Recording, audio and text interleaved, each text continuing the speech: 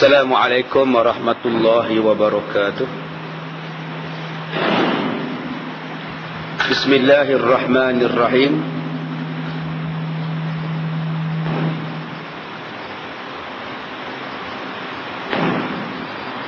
Alhamdulillahi rabbil alamin, wassalatu wassalam ala rasulillah wa ala alihi wa sahbihi ajma'in.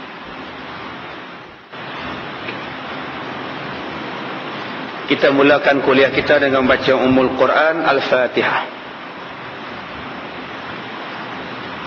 Bismillahirrahmanirrahim. Alhamdulillahi rabbil alamin, wassalatu wassalamu ala rasulillah wa ala alihi wa sahbihi ajma'in. Bismillahirrahmanirrahim. Alhamdulillahi rabbil alamin, arrahmanirrahim, maliki yaumiddin.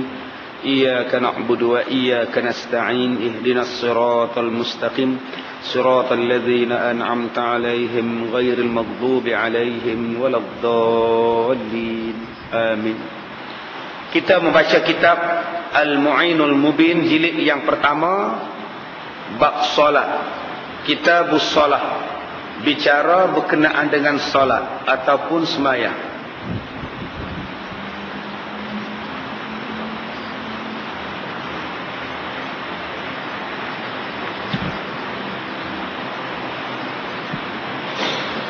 Iaitu bab berkenaan sembahyang. Kita mulakan bicara tentang solat. Firman Allah di dalam surah Al-Ankabut ayat 45. A'udzu billahi minasy syaithanir rajim.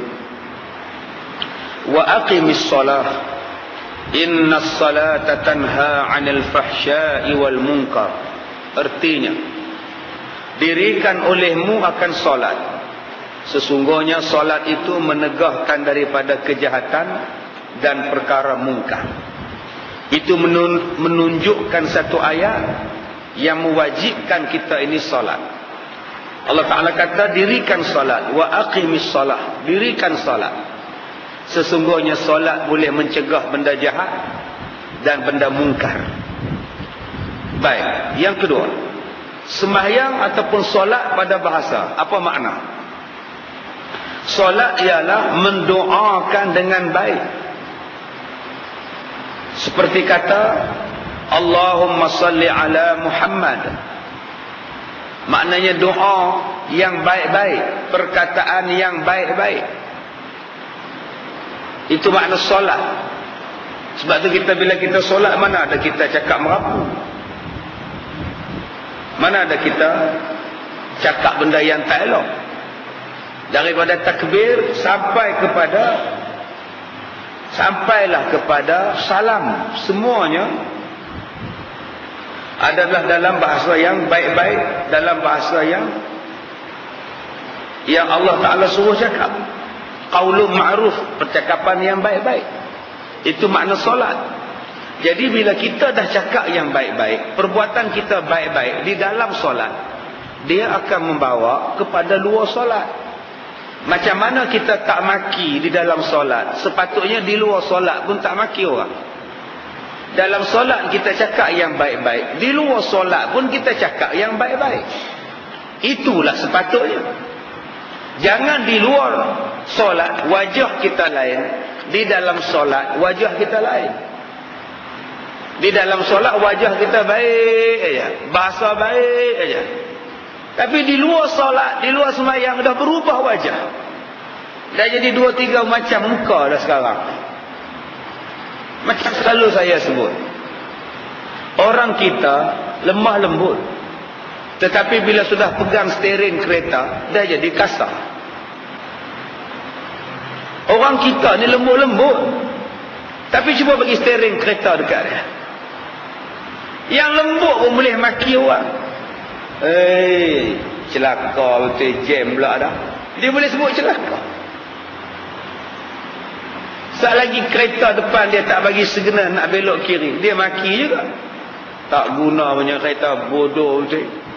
Padahal tadi baik je, diam je, pegang steering, dia jadi ikut lain.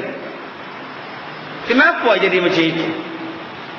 Yang ni yang kita kena tengok. Supalah dalam sembahyang. Masa sembahyang tu baik je, diam je, warok je. Tapi kenapa bila kita luar semayang, dia jadi tak warak. Adab dah kasar, perbuatan dah kasar, perangai dah kasar. Masa kita duduk tahiyat tu bertempuh duduk, sopan sangat-sangat. Orang perempuan waktu paling sopan masa dia semayang, dengan telekungnya, dengan pakaian putihnya, tunduknya, duduk tahiyat, at-tahiyyat, manis, lembut. Itulah saat orang perempuan paling lawa sekali. Bila buka telekung, buka kain telekung, dia jadi singa dah. Dia hilang dah.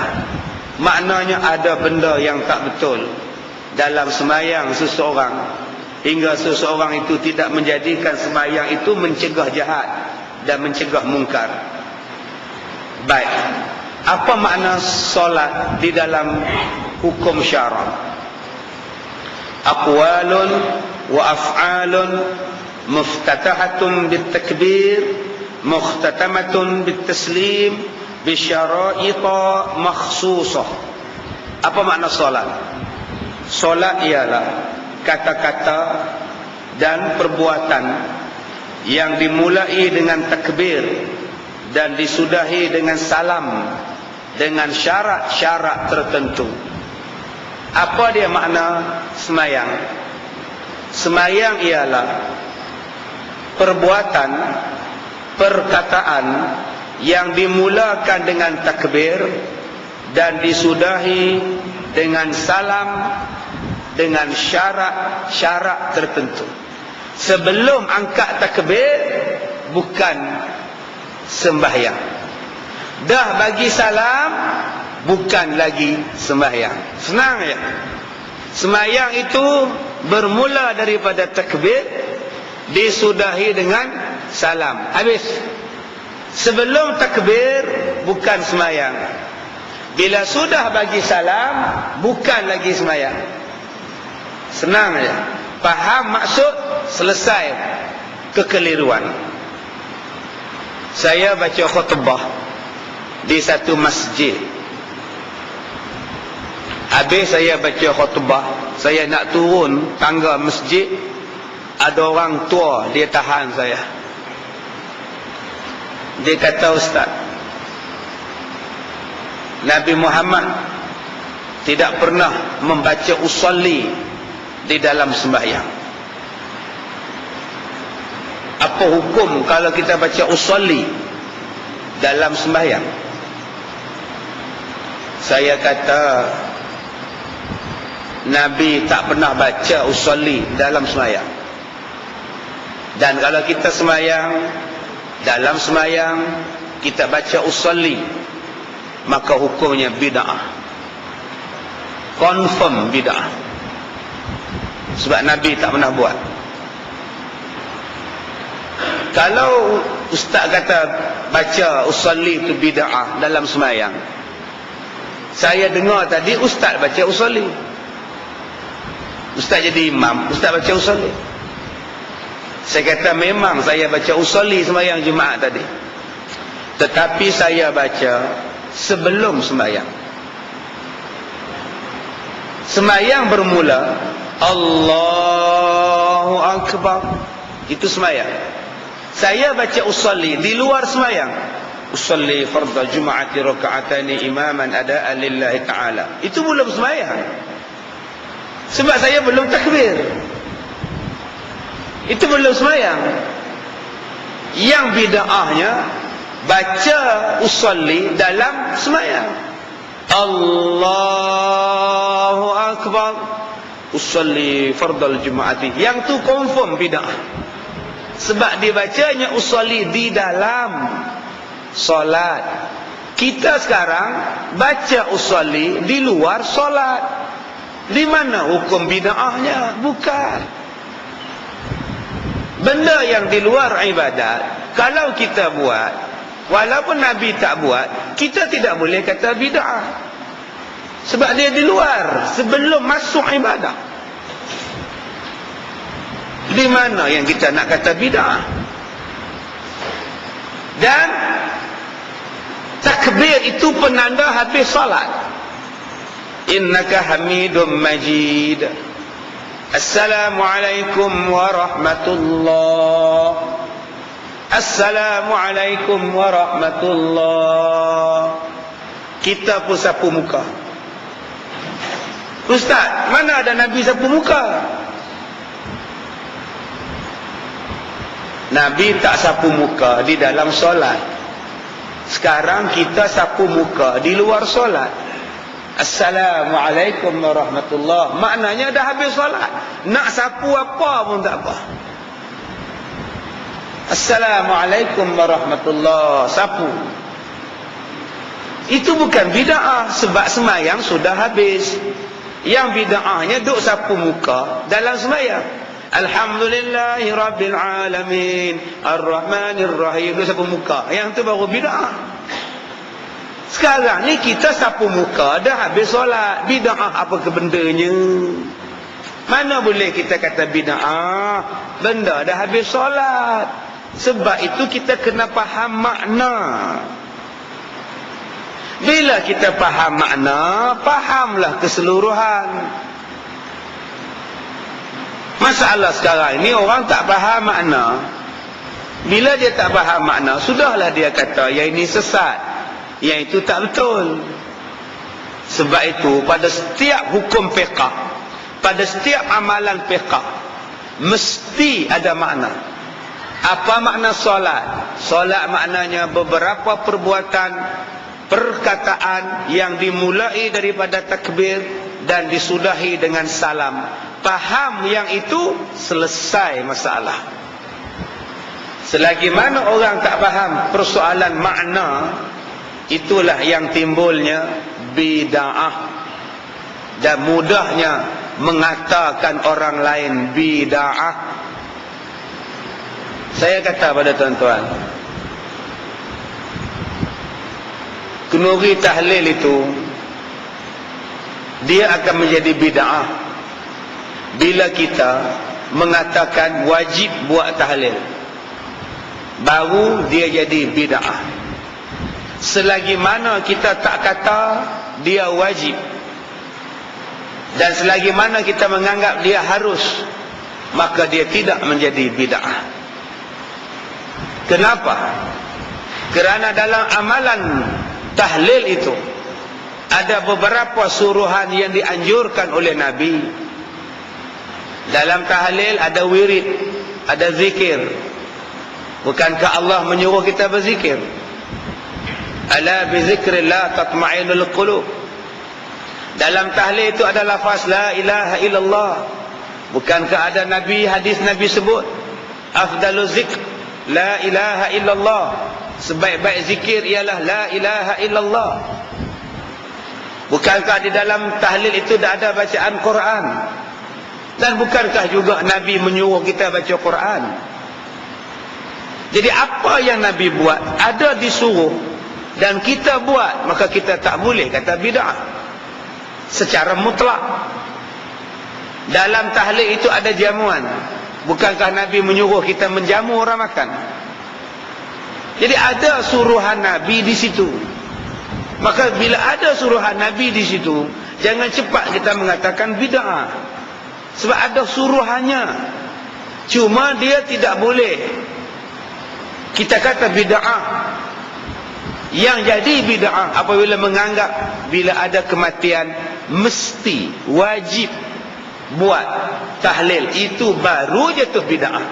Selagi mana kita menganggap ianya harus, maka sampai bila-bila pun tahlil tidak akan menjadi bid'ah.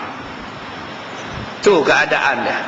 Bila kita faham yang macam itu, maka senanglah kehidupan kita ni. Baik, semayang, solat semayang fardu. Ada 5 kali semayang fardu. Mula difardukan pada malam Isra' dan Mi'raj, setahun setengah sebelum hijrah. Nabi bersabda, faradallahu ala ummati lailatal Isra' 50 salatan falam azal uraji'uhu wa as'aluhu tahfif hatta ja'alaha 5 fi kulli yawmin wa laylah. telah memfardukan Allah Ta'ala atas umatku pada malam Isra' 50 kali semayang. Maka sentiasalah aku mengulangnya dan memohon keringanan sehingga dijadikannya 5 sahaja pada sehari semalam. Muttafaqun alaihi. Hadis ni pun orang tikai juga. Hadis ni pun ada orang tikai. Dia kata Allah ni macam tak tahu yang umat dia lemah, yang hamba dia lemah. Kenapa Allah turunkan 50? Kenapa Allah tak bagi siap-siap 5? Ada pula yang pertikai. Kata Nabi Muhammad tu taat. Bila Allah dah kata 50 sajalah. Yang naik turun minta kurang tu pasal apa? Ini namanya Nabi tak taat. Masya Allah tuan-tuan. Macam-macam orang kata. Tu yang kita kena belajar tauhid. Apa yang Allah Ta'ala buat ada hikmah. Apa yang Allah Ta'ala buat itu ada sebab. Ada sebabnya. Bila manusia tidak belajar sifat iftiqar kepada Allah Ta'ala, maka adalah yang tak faham. Sifat iftiqar itu ada 3. Yang pertamanya, bila semua manusia, semua benda makhluk yang baharu berkehendak kepada Allah Ta'ala, maka wajib atas Allah Ta'ala itu ada sifat iftiqar. Sifatnya 9. Wahdaniyah, qudrah, iradah, sama', basar, kalam. Itu dipanggil iftiqar. Sebab semua orang berkehendak padanya. Iftiqar yang kedua itu ialah semua manusia atau semua makhluk berkehendak kepada Allah di dalam nak mengurangkan sesuatu, dan berkehendak segala makhluk kepada Allah nak menambahi sesuatu. Bila ada sifat macam itu, yang boleh beri tambah, yang boleh beri kurang hanyalah Allah. Dalam bab ini, dalam bab solat 50 waktu ini, Nabi Muhammad minta ihsan daripada Allah. Sebab apa? Sebab Allah itu bersifat dengan sifat iftiqar. Daripada 50, ya Allah kurangkanlah, kami ni lemah ya Allah. Tidaklah salah. Tidaklah salah pada Nabi minta kurang.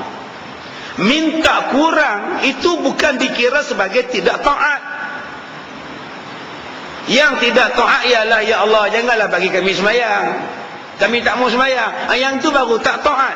Ataupun disuruh solat, tak mau solat, itu baru tak taat. Meminta kurang, itu nama dia keringanan atas sifat iftiqar Allah. Patutnya kamu puasa 30 hari sebulan, tapi Allah ni tahu kekurangan kamu. Kamu uzur, jangan puasa. Kamu sakit, jangan puasa. Kamu haid, jangan puasa. Sebab Allah tahu itulah yang berdetik dalam hati. Saya ni kerja keras, saya ni penat, saya ni letih sangat. Boleh tak kalau saya tak puasa wajib? Nanti saya qada lah, saya penat sangat, saya letih, saya kerja berat. Kerja kamu apa? Saya pikul kayu balak keluar dari hutan, ustaz. Oi, berat sungguh kerja kamu. Tak payah puasa lah, nanti kamu qada lepas raya. Itulah nama dia sifat iftiqar. Puasa wajib, tapi cara pelaksanaannya bergantung pada kita. Solat itu wajib 5 waktu, tetapi bergantung kepada kemampuan. Oh, kamu musafir, Allah tahu perasaan orang musafir. Nak kerja kapal terbang, nak kerja bas, jam, accident, hujan, susahnya orang musafir. Allah tahu, sebab Allah sifatnya sifat iftiqar. Itulah yang bermain-main dalam jiwa orang yang nak musafir. Sekarang buat jamak, buat qasar, silakan. Allah dengar bisikan-bisikan orang yang uzur. Kalaulah saya kena ambil wuduk macam mana, badan saya terbakar,